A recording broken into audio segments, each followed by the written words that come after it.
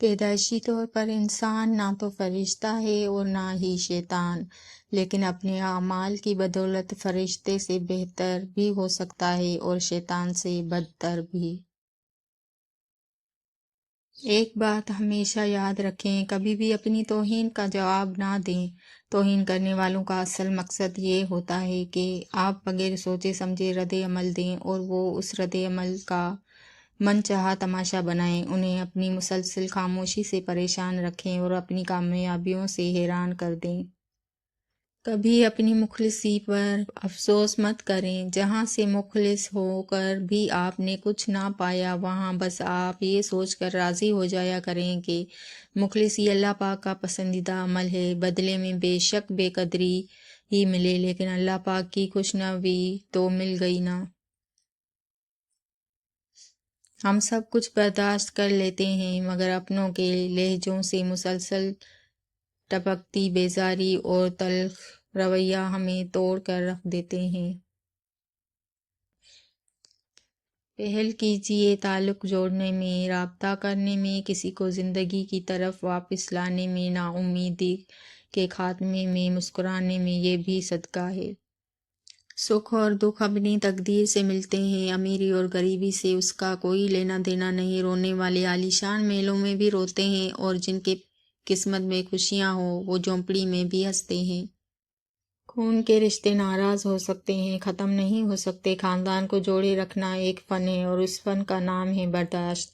صفائی دینا ایک ذہنی اور نفسیاتی کوشش ہے جو صرف عزیزوں کے لیے کی جاتی ہے، باقیوں کے لیے بس ایک وسیع مسکراہٹ اور ایک چھوٹا سا جملہ تم سچے ہو۔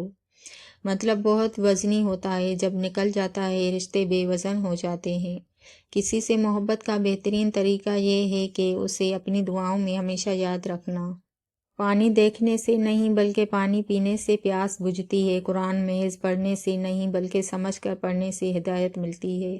انسان ہارتا تب ہے جب وہ ہار مان لیتا ہے، جب تک وہ ہار نہ مانے تب تک دنیا کی کوئی طاقت اسے ہرا نہیں سکتی۔ جھوٹ کبھی عزت نہیں پاتا، چاہے اس کے چہرے پر چاند نمودار ہو جائے۔ سچ کبھی ذلیل نہیں ہوتا، چاہے سارا زمانہ خلاف ہو جائے۔ طوفان آنا بھی ضروری ہے زندگی میں، تاکہ پتہ چلے کون ہاتھ پکڑ کر بھاگ رہا ہے اور کون ہاتھ چھوڑ کر۔ جنت کے منتظر نہ رہو بلکہ ایسے بن جاؤ کہ جنت تمہاری منتظر رہے۔ انسان اکڑ کر ایک ٹیلے پر نہیں چڑھ سکتا، لیکن جھک کر کنواں ہمالیہ پر پہنچ سکتا ہے۔ جھکنا سیکھیں تاکہ بلندیاں نصیب ہوں۔ خاموش انسان خاموش پانی کی طرح گہرے ہوتے ہیں۔ خاموشی خود ایک راز ہے اور ہر صاحب اسرار خاموش رہنا پسند کرتا ہے۔ خاموشی دانا کا زیور ہے اور احمق کا بھرم۔ ہر آدمی اپنا درخت الگ الگ اگانا چاہتا ہے، یہی وجہ ہے کہ انسانیت کا باغ تیار نہیں ہوتا۔ جب بھی تم چاہو کہ تمہاری دعا عرش تک پہنچے اور مستجاب ہو جائے تو پہلے اپنے والدین کے لیے دعا مانگو۔ اللہ کا ذکر، جب تمہیں ذکر اللہ سننا اچھا لگنے لگے تو جان لو کہ تمہیں اللہ سے اور اللہ کو تم سے محبت ہو گئی ہے۔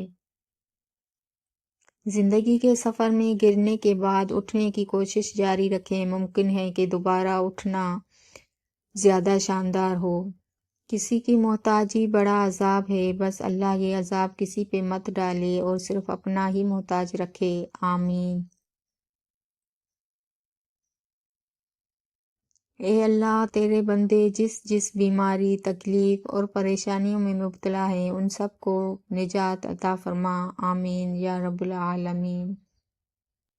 اتنا آسان نہیں لفظوں کو غزل کر لینا، شعر کو شاعر بنانے میں جگر لگتا ہے۔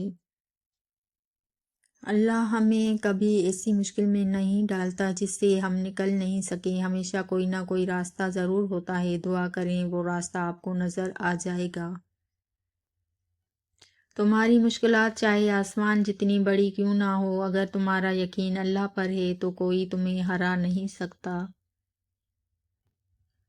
کسی کی راہ میں کانٹے بچھانے والے، کیا یہ نہیں جانتے کہ کسی کے پیروں سے رسنے والا خون تمہاری قسمت کے صفوں کو کالا کر سکتا ہے؟ یہ یاد رکھنا، اللہ کے یہاں ہر چیز کا حساب ہے۔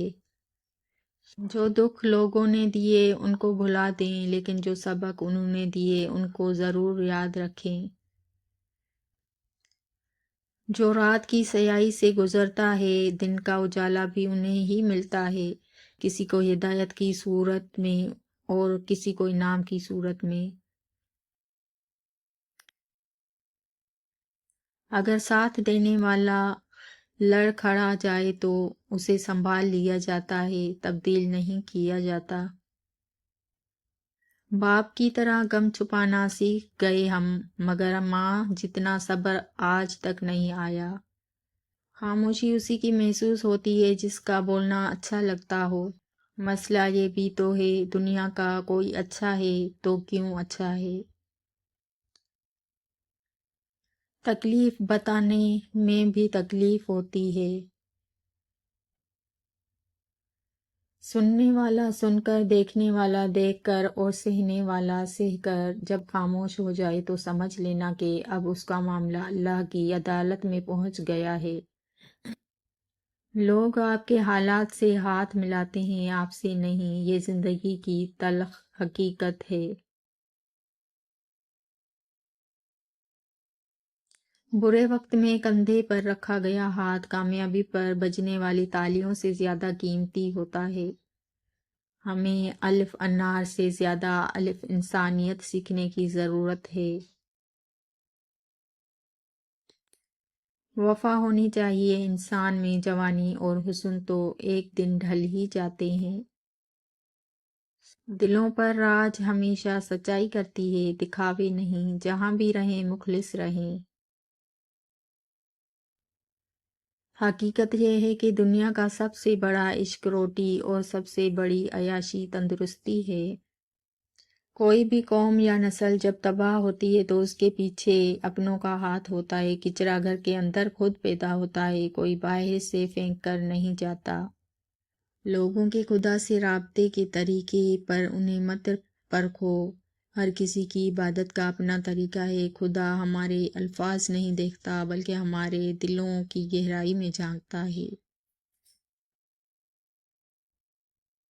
تمہاری پریشانیاں تمہاری بے ادبی اور ناشکری سے جڑی ہوئی ہیں۔